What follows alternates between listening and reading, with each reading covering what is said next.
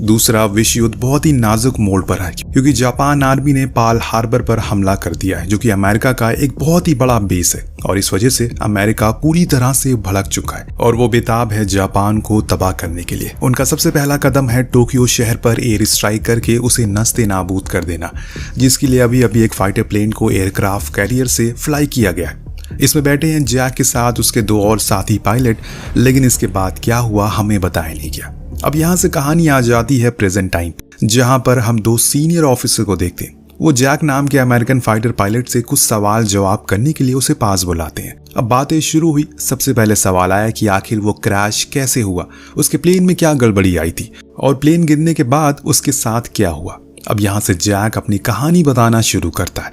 इसके साथ हम भी आगे बढ़ते रहते हैं। शुरुआत होती है टेक ऑफ से। जैसे कि मैंने आपको पहले ही बता दिया था कि इन लोगों को टोक्यो पर हमला करने के लिए भेजा गया और फिर वापसी आते हुए चाइनीज एयरपोर्ट पर लैंड करना था। सब कुछ प्लान के मुताबिक हुआ, सिर्फ एक चीज की गलती हो गई। आखिरी समय पर चाइनीज आर्मी ने इन्हें धोखा दे दिया और जब ये लोग अपना प्लेन लैंड कर रहे थे उसी समय रनवे की लाइट को ऑफ कर दिया। ऊपर से मौसम भी खराब था, जिसके कारण अभी इन्हें कुछ समझ नहीं आ रहा है कि करे तो करे क्या। इसीलिए जैक ने अपने साथियों से कहा कि अगर हम इस हाल में लैंड करेंगे तो बहुत ही कम चांसेस है कि हमारी जान बच सके। इसीलिए बेहतर है कि सब के सब प्लेन से कूद जाओ पैराशूट लेकर, कम से कम खुद की जान तो बच जाएगी। अब इन लोगों ने ऐसा ही किया और कूद गए, जिसके बाद प्लेन जाकर चाइना के एक छोटे से टापू पर क्रैश हो गया, जो कि असल में जापानीज आर्मी के अंडर में था। दोस्तों, उस समय वर्ल्ड वॉर 2 के दौरान बहुत से ऐसी जगहें थी चाइना की जिसे जापान ने अपने खुद के कंट्रोल में ले लिया था और वहां से अपने दुश्मनों पर हमला करते थे। यहाँ भी कुछ ऐसा ही हुआ है। खैर, अब ये लोग पैराशूट लेकर नीचे तो उतर गए, पर कहाँ गए इन्हें पता नहीं है। उधर दूसरी तरफ हम उसी गांव में रह रही एक विधवा को देखते हैं जो अपनी छोटी बेटी नोनी के साथ रहा करती है, पर समाज की नजरों में इनकी कोई इज्जत नहीं है, जिसकी सजा उसकी बेटी भी आए दिन भुगतती रहती है। जैसे कि कभी कभी उसके स्कूल में बच्चे उसकी माँ के कैरेक्टर के बारे में कहकर उसे ताने मारते हैं। अब जैसे कि आज हुआ, इंग बहुत ही समझदार होती है। वो उसे समझाती है कि ऐसा कुछ नहीं होता, लोगों का तो काम है उंगली उठाना, पर तुम्हें बस मन लगाकर पढ़ाई करनी है ताकि अपने पिता की तरह एक अच्छा इंसान बन पाओ।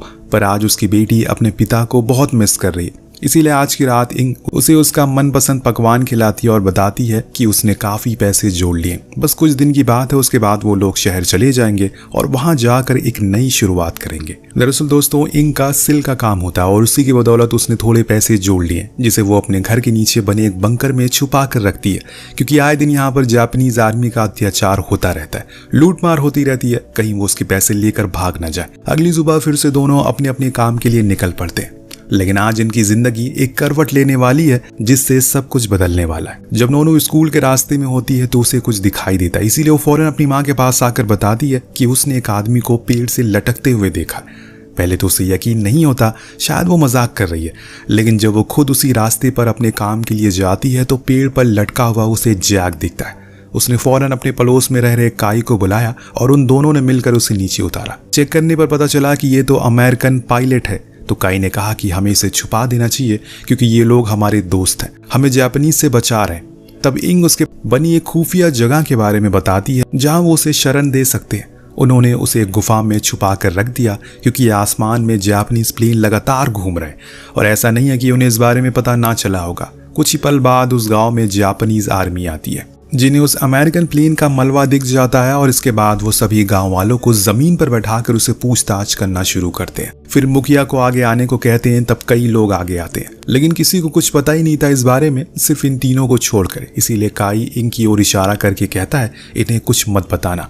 लेकिन जब आर्मी को कुछ नहीं मिला तो उन्होंने गुस्से में कई लोगों को शूट कर दिया, उन्हें जान से मार दिया पूरे गाँव के सामने, और कोई कुछ कर नहीं पाया। और इस तरह की बर्बरता इतनी ज्यादा हो गई है कि लोगों को अब कोई फर्क नहीं पड़ता। आए दिन वो किसी न किसी को खो देते हैं या खुद से दूर होते हुए देखते रहते हैं। जापानीज का जब भी मन करता है वो किसी भी औरत या फिर किसी भी लड़की को उठा ले जाते हैं, और इसी को तो जंग कहते हैं। अगर जंग में कोई सबसे ज्यादा भुगतता है तो वो है औरतें। जिस तरह से जर्मनी के हिटलर ने अत्याचार किया, पर उसके मरने के बाद जर्मनी आर्मी ने एक ही दिन में 2 मिलियन जर्मन औरतों की इज्जत लूटी। पूरी दुनिया देखती रहेगी और यही परिभाषा है जंग की। आ जाते हैं अपनी कहानी पर। जब ये लोग चले गए तो नोनू ने अपनी माँ से पूछा, हमें क्या करना चाहिए, क्योंकि अगर उन्हें पता चल गया तो वो हमें मार डालेंगे और फिर आपके साथ न जाने वो क्या करेंगे। ये एक 9 साल की बच्ची के शब्द थे।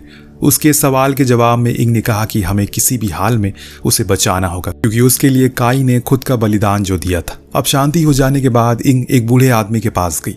उससे पूछा क्या अमेरिका ने टोक्यो पर हमला कर दिया है? तो उसने बोला कि एक दिन में लाखों लोग मारे गए हैं और उन्होंने कुछ जनरल और पायलट को भी पकड़ा है। अब बस तलाश है उसकी, जो कि पायलट गायब है। और ये सुनते ही इंग वहां से भाग निकली, क्योंकि उसके लिए बुरी खबर थी। वहीं एक और जैक को अब होश आ चुका है। जब उसने खुद को गुफा में पाया तो वो देखकर हैरान था। उसने भागने की कोशिश की पर खुद के पैरों में वो खड़ा तक नहीं हो पा रहा है। इतने में वहां पर इंग आ गई, जिसके हाथ में खाने का सामान था। पर जैक को लगा कि वो दुश्मन है, तो उसने बंदूक तान दी, जो देख वो खाना छोड़कर वहां से भाग जाती है। अब जैक उसके दिए हुए खाने को खा लेता है और खुद की भूख मिटाता है। लेकिन इधर दोस्तों जापानी अब उसे पागल कुत्ते की तरह ढूंढ रहे। उसे किसी भी हाल में वो चाहिए। अगर गलती से भी पता चल गया ये एक विधवा औरत ने उसे शरण दी है, तो आप उसका हशर भी सोच नहीं सकते। इंग अपने पिता के घर आती है, जिन्हें काई के बारे में सुनकर बहुत अफसोस होता है। तभी यहाँ पर नोनू के मुंह से निकल जाता है कि माँ, हमने उस अमेरिकन पायलट के बारे में इन्हें बता देना चाहिए। अब ये सुन फौरन इंग उसे लेकर बाहर गई, क्योंकि वो नहीं चाहती कि ये बात किसी और को पता चले। पर उसकी बेटी को ये बात समझ नहीं आई। वो तो उसके दादा दादी हैं, उन्हें तो बता ही देना चाहिए। पर इंग का कहना था कि ऐसा करने के लिए उन्हें काई ने मना किया था। अब उधर दूसरी तरफ जापानीज आर्मी की जैक का वो पैराशूट मिल जाता है, जिससे वो अंदाजा लगा लेते हैं कि वो यहीं कहीं आसपास है, और इसीलिए वो उसकी तलाश और तेज कर देते हैं। इधर जब इंग फिर से जैक के लिए खाना लेकर गई तो उसने उसे रोकने की कोशिश की। कहा कि क्या वो डॉक्टर को ला सकती है, पर इंग को इंग्लिश कहाँ आती है और उसे थोड़ा डर भी लग रहा है, और इसीलिए वो खाना देकर भाग जाती है। लेकिन जब अगले दिन उसने देखा कि कुछ जापानीज जंगल की तरफ आ रहे हैं, वो फौरन उसी गुफा में गई और जैक को कहा कि चलो, वो आ रहे हैं। हालांकि उसे कुछ समझ नहीं आया कि वो क्या कहना चाह रही है, पर उसके चेहरे से ये साबित हो रहा है कि कुछ खतरा है। इसीलिए जैसे तैसे लंगड़ाते हुए उसने पीछे वाले दरवाजे से उसे अपने घर ले आई और उसी बंकर में उसे छुपा दिया, जिसमें उसने अपनी जिंदगी भर की जमा पूंजी को रखा था। शायद इसी को इंसानियत कहते हैं। यहाँ दोस्तों इंग ने एक बार भी नहीं सोचा कि वो उसके पैसों को कहीं चुरा ना ले। इस समय बस उसे ये फिक्र थी कि ये बच जाए। अब ये देख नोनू ने गुस्से में कहा कि आप किसी भी आदमी को हमारे घर में कैसे ला सकती हैं? तो उसने बड़ी ही सरलता से कहा कि इसकी जान की जिम्मेदारी सिर्फ हमारी है, क्योंकि अब जापानीज इसे ढूंढ रहे हैं। वो अभी भी छोटी है, इसीलिए उसे अभी हालातों का अंदाजा नहीं है। लेकिन इंग जानती है कि अमेरिकन उनके लिए कितना जरूरी है, और इसीलिए वो नीचे जाकर उसका ख्याल रखती है, उसे खाने पीने को देती है। लेकिन कुछ दिन बाद उसने देखा कि उसे तेज बुखार है। उसने नोनू से कंबल मंगाया और उसकी हालत को देखकर कहा कि अगर ये मर गया तो हम क्या करेंगे? तो इंग ने जवाब में कहा कि हम इसे जंगल में दफन कर देंगे। लेकिन अब धीरे धीरे करके जैक के पैरों का जख्म अब बेकार होता जा रहा है, और इसीलिए उसने कुछ अपनी घरेलू दवाइयों का इस्तेमाल किया। सीन का डोगर पहुंचता है जापानीज आर्मी पर, जिन्हें अब जाकर वो गुफा फाइनली मिल गई, जिसमें जैक ने 12 दिन बिताए थे। लेकिन उन्हें वहां कुछ और भी मिला। वहां वो बैग मिला जिसमें इंग खाना लेकर आती थी। अब इसे देखकर उन्हें यकीन हो जाता है कि जरूर उसकी कोई मदद कर रहा है। इसीलिए वो उसे लेकर गाँव के स्कूल में गए, जहाँ उन्हें मास्टर से पूछा, क्या तुम इस बैग को पहचानते हो? उसने साफ इनकार कर दिया। लेकिन जनरल इतनी आसानी से हार मानने वालों में से नहीं है। उसने कहा कि ठीक है, अब बच्चों से पूछो। सभी ने इनकार कर दिया। लेकिन जब नोनू की बारी आई तो उसने थोड़ा ठहराव लेकर ना बोला, जो देख जनरल को उस पर शक होता है।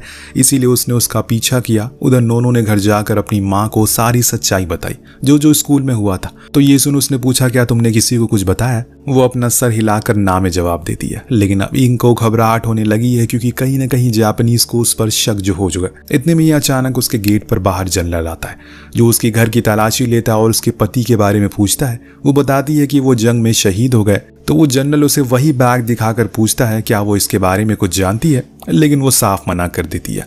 हालांकि यहाँ उसने उसके पूरे घर की तलाशी ली, लेकिन कुछ ना मिलने पर वो वहां से चले जाते हैं। लेकिन अब इंग को और ज्यादा डर लगने लगा है। वहीं नीचे जैक को पता चल गया है कि जापानीज आए थे, इसीलिए उसने अपनी बंदूक निकाल ली। लेकिन शुक्र है कि कुछ हुआ नहीं। अब सभी आर्मी के जाने के बाद वो उसे ऊपर लेकर आती है और फिर कुछ खाने पीने को देती है, और साथ में अपने पति के कपड़े भी थमा देती है ताकि वो फ्रेश होकर उसे पहन ले। जब थोड़ी बातें इन दोनों को उसकी समझ में आने लगती है, जैक ने कुछ स्केचेस से उसे और समझाने की कोशिश करी कि आखिर कैसे वो यहाँ तक पहुंचा। इंग ने भी इशारों में समझाया कि उसके साथियों को जापानीज ने पकड़ लिया। अब वो उसे भी ढूंढ रहे हैं, इसीलिए वो नीचे चला जाए, क्योंकि वो नोनू को स्कूल छोड़ने जा रही है। इस दौरान जैक ने किसी सैनकिंग नाम की जगह के बारे में जिक्र किया, जहां से वो अमेरिका लौट सकता है। फिर अगले सीन में हम देखते हैं इंग फिर से उसी बूढ़े आदमी के पास गई जिसे वो अपना सिल्क बेचा करती थी, और इंग ने उसे पूछा क्या उस खोए हुए अमेरिकन का कुछ पता चला। उसने बताया कि नहीं, लेकिन हाँ उन चारों को तो उन्होंने मार दिया, अब बस वही बचा है, न जाने वो कहाँ है। इतना सुनते ही वो वापस घर की ओर आ गई और बीच में उसे जून मिला, वही स्कूल मास्टर जो उसके बचपन का दोस्त था। उसने इंग का वो बैग वाली बात बताई और कहा कि क्या वो तुम्हारा है। इतना सुनते ही इंग के पसीने छूट गए, पर उसने साफ इनकार कर दिया, और इस गांव में सिल्क का काम बस तुम ही करती हो। पर इंग बिना कुछ जवाब दिए घर को लौट आई। तभी उसने जैक को बाहर देखा, वो घर की टूटी हुई छत को बना रहा था, और ये देखकर इंग तो मानो आग बबूला हो जाती है। उसके मन में जो कुछ भी आया उसने सब कुछ उसे सुना दिया और कहा कि अगर किसी ने तुम्हें देख लिया तो हम लोग भी मारे जाएंगे, इसीलिए प्लीज नीचे ही रहो। लेकिन जैक अब नीचे नहीं जाना चाहता क्योंकि वहां उसका दम घुटता है। वो उसे किसी को बुलाने को कहता है जो उसकी मदद कर सके, लेकिन इंग उसे बार बार नीचे आने को कह रही थी, पर वो लगातार इनकार कर रहा था, जिसे तंग आकर वो रोने लगती है और दूसरे कमरे में चली जाती है। अब उसे भी डर सताने लगा है, कहीं उसने जैक को बचाकर कोई बहुत बड़ी गलती तो नहीं कर दी। उसे रोता हुआ देखकर जैक उसके पास आया और माफी मांगने लगा। उसे एहसास हो गया कि जिस तरीके से उसने बात की वो बहुत ही गलत था। ये घर इंग का है, उसने उसकी जान बचाई, इसीलिए वो अपनी इस हरकत के लिए शर्मिंदा है। इतना कहकर वो नीचे जाने लगा, लेकिन इंग ने कहा कि रहने दो, अगर हमें किसी जापानीज की आवाज आई तो तुम नीचे चले जाना। अब जैक मान गया और फिर वो तीनों ही काफी खुशी खुशी वहीं रहने लग गए। पर इंग को अभी भी वो डर सता रहा है कि उसे काम करने के लिए वो अपना माता पिता के घर गई। उसे पूछा कि क्या उस अमेरिकन का कुछ पता चला। उन्होंने कहा कि नहीं, लेकिन वो उसे पागलों की तरह ढूंढ रहे हैं और अगर किसी ने भी उसकी मदद की तो वो उसे मार देंगे।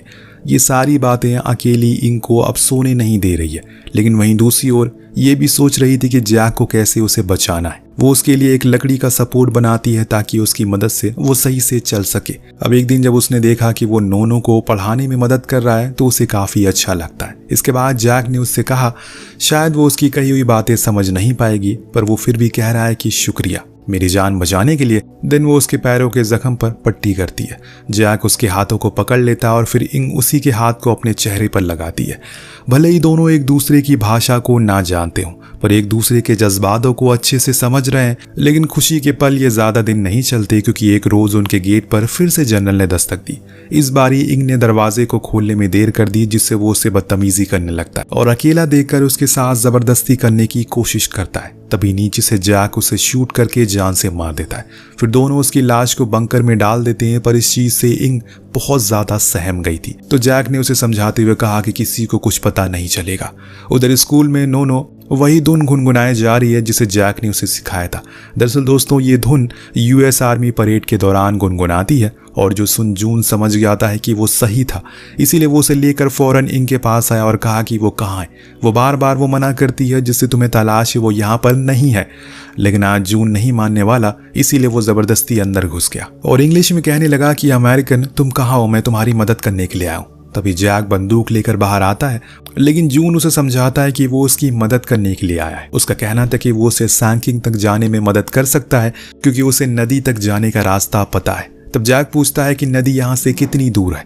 उसने बताया कि पहाड़ी के उस पार से बहती है, वो थोड़ा खतरा है पर कोशिश तो करनी पड़ेगी, हम कल सुबह निकलेंगे। इतना कहकर वो चला गया। वापस जाते समय उसके रास्ते में काफी जापानीज मिले, लेकिन उसने अपने चेहरे पर हल्की सी भी शिकन जाने नहीं दी। अब दोनों हाथों में हाथ डालकर बैठे थे। तभी नोनो ने आकर बताया कि जापानीज अपने जनरल को ढूंढ रहे हैं, इसीलिए ये लोग अब फौरन नदी के रास्ते पर निकलते हैं। इतने में वहां पर जून अपने साथियों के साथ आता दिखता है। ये लोग चाइनीज रेबेलियन थे जो जापानीज के खिलाफ लड़ रहे हैं। उन सभी ने जैक की मदद की और उसे तेजी से ले जाने लगे, लेकिन तभी इन पर प्लेन हमला करने लगते हैं, जिसमें एक को तो जैक शूट करके गिरा देता है। लेकिन यहाँ से मुसीबत बढ़ गई क्योंकि उस धमाके से सभी को पता चल गया और इन पर अंधाधुंध गोलियां चलना शुरू हो जाती है, जिसमें कुछ चाइनीज मारे भी जाते हैं। सिर्फ वही नहीं, आगे चल रही इंग को भी एक गोली आकर सीधा उसके सीने में लगती है और इससे पल भर में ही उसने अपना दम तोड़ दिया। उसको मरता हुआ देखकर जैक खुद को रोक नहीं पाता और वहीं बिलक बिलक कर रोने लगता है। आप जरा सोचिए, नून की तो माँ गुजरी है, उसकी क्या हालत होगी। पर अभी ये दोनों रुकते नहीं, क्योंकि अगर ये मातम मनाएंगे तो इन्हें भी मार दिया जाएगा। इसीलिए वो लोग इन्हें फौरन बोट पर बैठा देते हैं और जैक नून को अपने सीने से लगा लेता है। फिर हम आ जाते हैं आज के समय में, जहाँ हम जैक को नूनों के साथ देखते हैं। वो दोनों अभी हॉस्पिटल में हैं, जहाँ उसे मिलने के लिए उसके हेड आते हैं और कहते हैं कि मैंने सुना है कि तुम इसे अडॉप्ट कर रहे हो। तो जैक कहता है कि हाँ सर, मेरे अलावा इसका कोई नहीं है। तो सीनियर उसे इस चीज की इजाजत नहीं देते और इससे दोनों को अलग कर दिया जाता है। नोनो बहुत रोती है पर जैक बस देखने के अलावा कुछ कर नहीं पाता। कहानी आगे बढ़ती है और अब 50 साल बीत चुके हैं। इस चीज़ को जैक बूढ़ा हो चुका है पर उसके दिल से नोनो के लिए प्यार नहीं गया। वो उसे खत लिखता है कि वो और उसकी माँ दोनों ही एक दूसरे से बहुत प्यार करते हैं। आखिर में ये भी कि हम जल्दी ही मिलेंगे और इसी के साथ ये कहानी यहीं पर खत्म हो जाती है। वेल, आपको कहानी कैसी लगी हमें कमेंट करके जरूर बताएगा। हम मिलते हैं अगली वीडियो में। Thank you so much watching. Peace out.